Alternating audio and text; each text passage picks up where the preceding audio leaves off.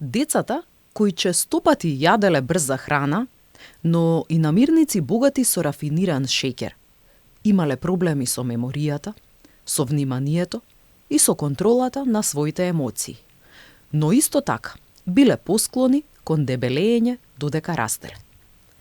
Одредени намирници може да имаат негативно влијание врз здравјето на детето, но исто така и да влијаат врз неговото однесување, врз концентрацијата и квалитетот на сонот. Токму затоа, според педијатрите, треба да се избегнуваат одредени намирници кога се во прашање децата. Причината за ова е едноставна.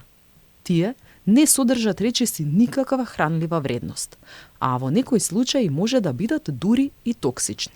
Според Opera News, ова е храната која педијатрите ја издвоија како најлоша за децата.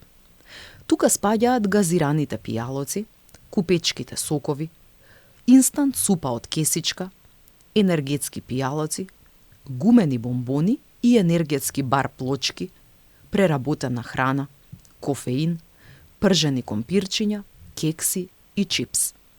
Според истражувањето објавено во списанието The Lancet Child and Adolescent Health, најлоша храна за детето е токму брзата храна, која речиси не нуди никакви хранливи материи и не е здрава.